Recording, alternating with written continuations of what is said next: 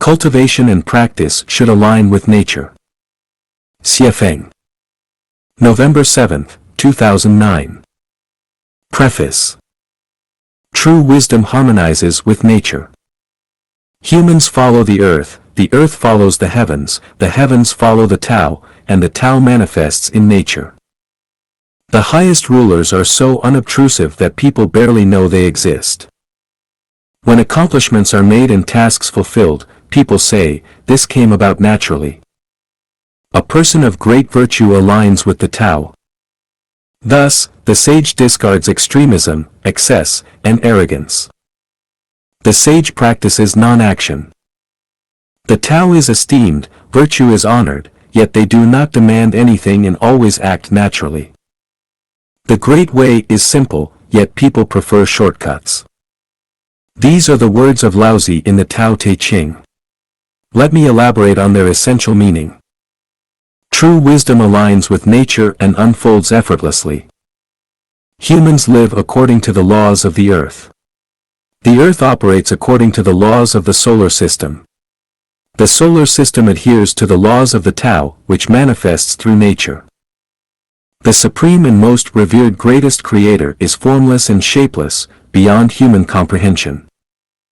The most profound laws govern all things effortlessly, unseen by humanity. When wishes are fulfilled, dreams realized, and goals achieved, people say, it happened naturally. The highest virtue is rooted in the Tao. The wise avoid extremes, greed, and excessive measures. The enlightened live in a state of natural non-action, refraining from forced endeavors.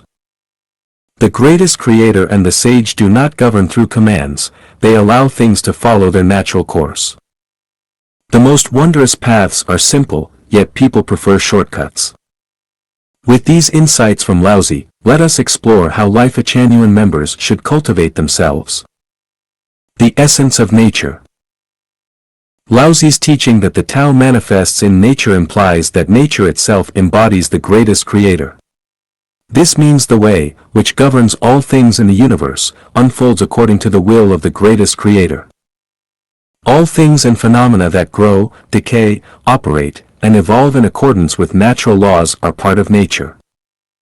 If the Tao manifests in nature, then anything that contradicts the natural processes of growth, decay, functioning, and evolution is unnatural and contrary to the way.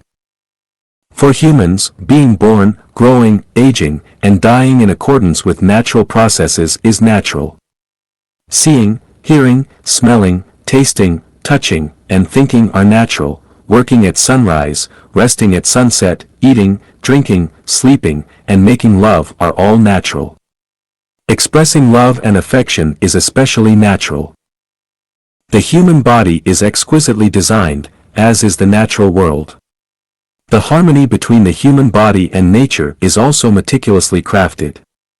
For instance, human ears hear only sounds between 20 and 20,000 Hz because sounds beyond this range could harm us. Similarly, our eyes perceive light between 400 and 700 nanometers. Perceiving light beyond this range would make survival difficult.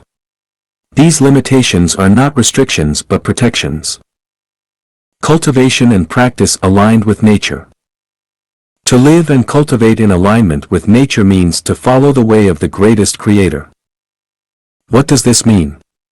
It means living, speaking, and acting according to the design and principles of nature. Eat when it's time to eat, drink when it's time to drink, sleep when it's time to sleep, relax when it's time for leisure, work when it's time to work, and indulge when it's time to enjoy.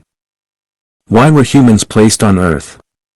It is to live honestly and simply as humans, not to seek to become gods, Buddhas, immortals, ghosts, demons, monsters, spirits, dogs, pigs, or any other beings.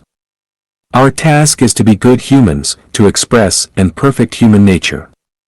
When human nature is perfected, our mission is complete, and we can ascend to the next level. If we fail to be good humans, the foundation is unstable, and aspiring to sainthood or Buddhahood violates nature and the way of the greatest creator. To go against the way of the greatest creator is to abandon the hope of entering the greatest creator's kingdom. Laozi observed this fault thousands of years ago, the Great Way is simple, yet people prefer shortcuts. What are these shortcuts? They involve ignoring natural laws and seeking unnatural ways to cultivate, attempting to regulate the Ren and Du channels, open the mysterious gate, develop occult techniques and supernatural abilities, retreat into isolation, refine elixirs, practice out-of-body experiences, or connect with higher spiritual beings. Why do people seek shortcuts? Because they don't want to live as humans, they want to become immortals, Buddhas, demons, spirits, or ghosts. In short, they are driven by excessive desire, which, as the Buddha said, stems from greed, anger, and ignorance. Rejecting what the greatest creator naturally provides while pursuing what he does not leads to a deviant path.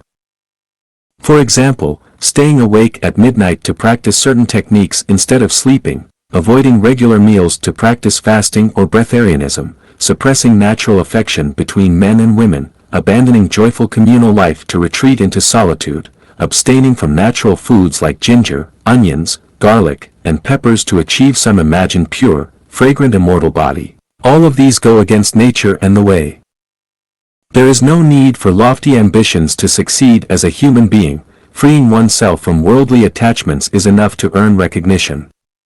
There are no miraculous shortcuts to the way, simply following the natural order leads to sanctity. To become celestial beings or Buddhas, there is no need for extraordinary methods, perfecting one's human nature suffices. Going against natural instincts is walking against the way, a person of great virtue follows only the way. May all Life Genuine members cultivate themselves naturally, practicing in harmony with the way.